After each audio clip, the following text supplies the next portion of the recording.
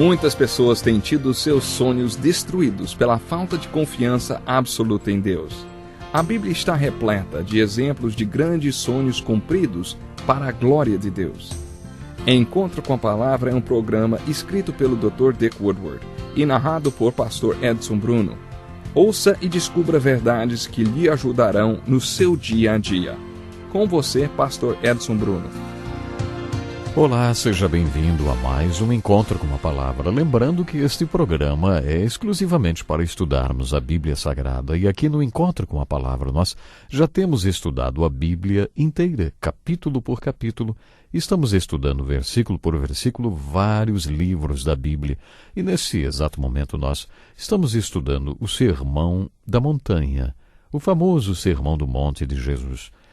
Sabe de uma coisa, meu ouvinte? É muito bom contar com a sua atenção. Acompanhe comigo a leitura desse texto bíblico que diz assim, ó: Vocês são a luz do mundo. Não se pode esconder uma cidade construída sobre um monte. E também ninguém acende uma candeia e a coloca debaixo de uma vasilha. Ao contrário, coloca-a no lugar apropriado e assim ilumina todos os que estão na casa. Assim brilhe a luz de vocês diante dos homens, para que vejam as suas boas obras e glorifiquem ao Pai de vocês que está nos céus. Não pensem que vim abolir a lei ou os profetas. Não vim abolir, mas cumprir. Digo-lhes a verdade, enquanto existirem céus e terra, de forma alguma desaparecerá da lei a menor letra ou o menor traço até que tudo se cumpra. Todo aquele que desobedecer a um desses mandamentos, ainda que dos menores, e ensinar os outros a fazerem o mesmo, será chamado menor no reino dos céus. Mas todo aquele que praticar e ensinar estes mandamentos será chamado grande no reino dos céus. Pois eu lhes digo que se a justiça de vocês não for muito superior à dos fariseus e mestres da lei, de modo nenhum entrarão no reino dos céus. Já disseram que a psicologia que exclui Cristo do seu estudo é como procurar uma cama preta dentro de um quarto escuro. A filosofia que não está centrada em Cristo assemelha-se a procurar uma cama preta em um quarto escuro que não está lá. Já o agnosticismo é a procura em um quarto escuro por uma cama preta que não está lá e ainda assim gritar: encontramos, encontramos! O que Jesus disse lá no alto da montanha, conforme lemos em Mateus capítulo 5, versículos 14 a 20, foi: se vocês são meus discípulos e estão sendo instruídos sobre o reino dos céus, vocês não são como alguém em um quarto escuro, procurando por uma cama preta que não está lá e que sai gritando: encontramos, encontramos. Não, vocês são a luz do mundo. Vocês são como uma cidade construída sobre um monte que não pode ser escondida. Vocês são como uma candeia posicionada estrategicamente que ilumina a todos.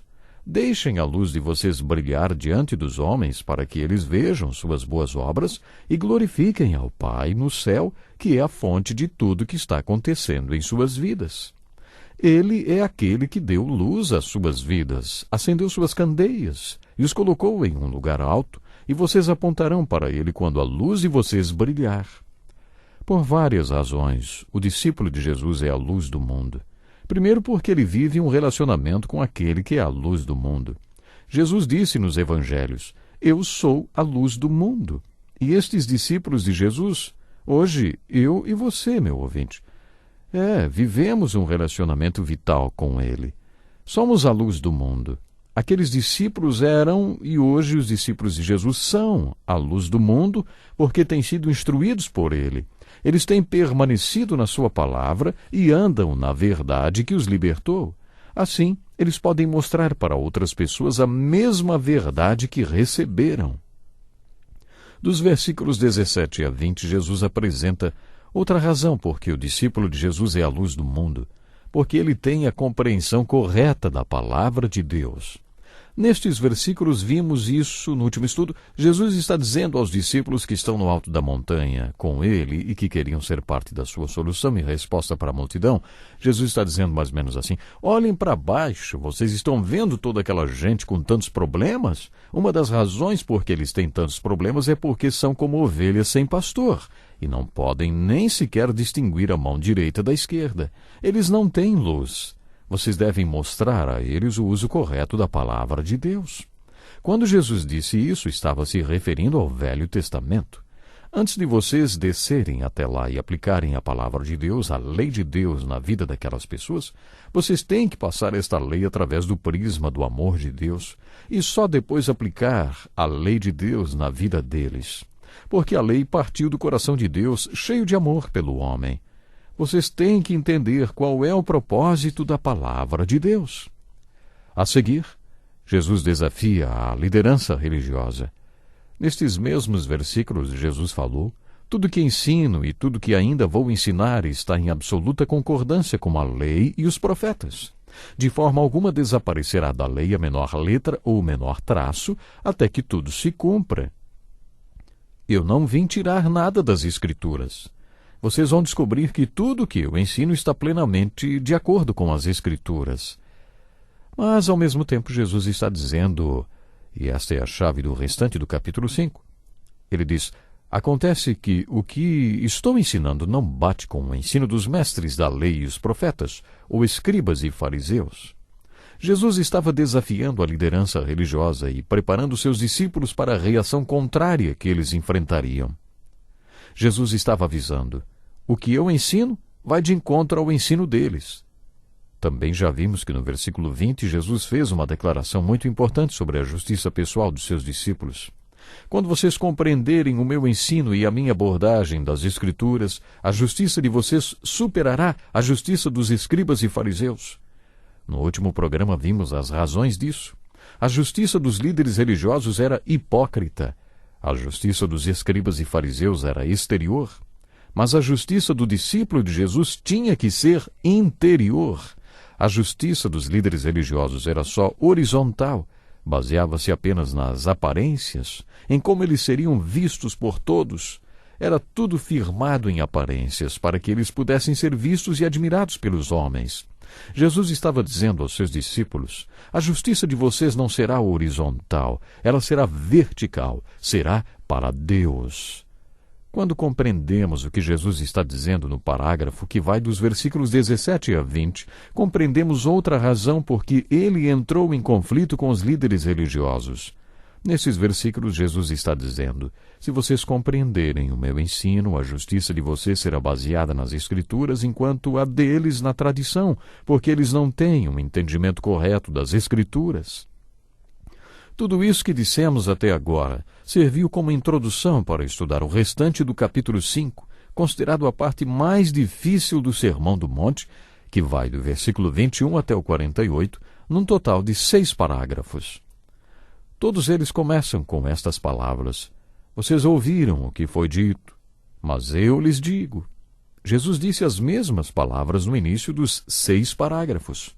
O que ele quis dizer, hein? Jesus estava discordando da religião estabelecida e estava dizendo: eles ensinaram isso a vocês, se referindo aos escribas e fariseus, mas eu vou dizer a verdade. Nesta passagem, Jesus discorda dos escribas e fariseus, dos mestres da lei, da maneira como eles enxergavam as Escrituras. Jesus estava mostrando a abordagem que ele faz das Escrituras.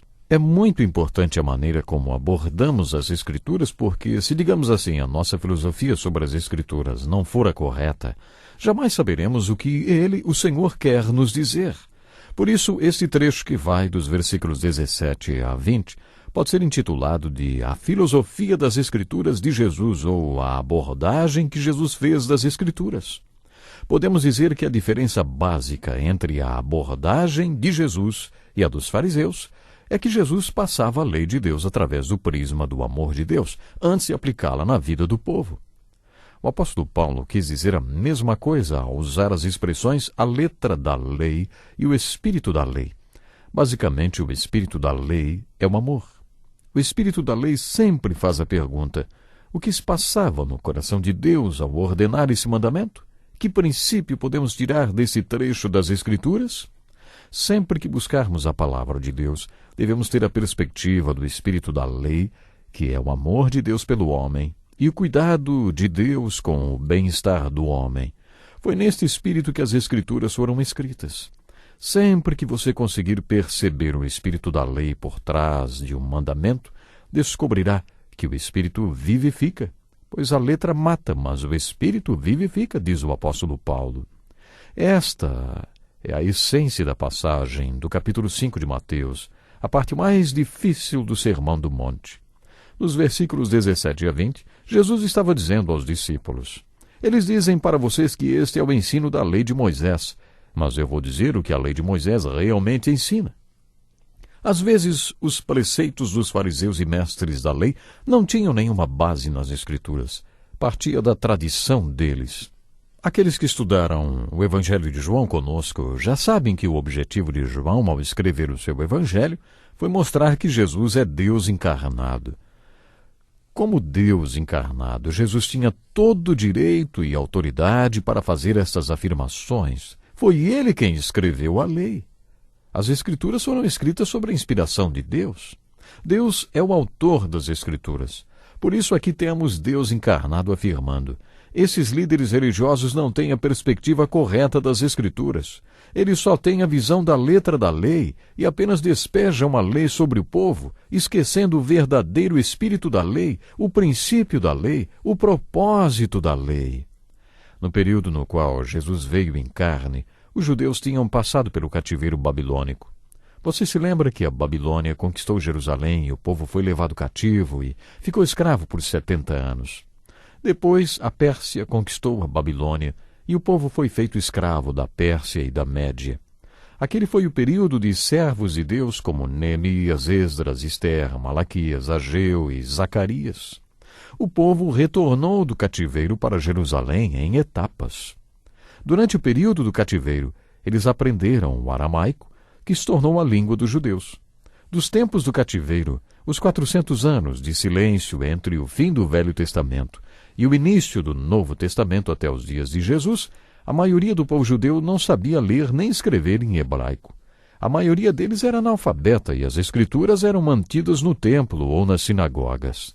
O povo não tinha uma Bíblia como eu e você temos hoje. Isso persistiu até antes da reforma da Igreja, quando só existiam exemplares da Bíblia em hebraico, grego e latim.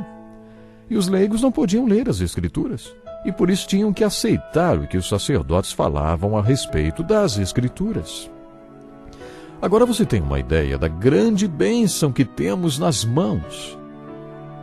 Você e eu temos as Escrituras. Cada um de nós pode ler a Bíblia e descobrir como podemos nos tornar sal da terra e luz do mundo e sermos parte da solução e da resposta de Jesus para as multidões em sofrimento. Mas que pena, o meu tempo hoje já acabou. Preciso terminar. Espero você para o próximo programa. Que lição importantíssima. Obrigado, Pastor Edson Bruno. Prezado ouvinte, coloque em prática o que você ouviu aqui. Sem dúvida, sua vida será grandemente abençoada. Este é um estudo escrito pelo Dr. Dick Woodward, na voz do Pastor Edson Bruno. Escreva-nos e solicite o material. Nosso endereço é Encontro com a Palavra, Caixa Postal 2011, CEP 89201-970, Joinville, Santa Catarina. Até o nosso próximo Encontro com a Palavra.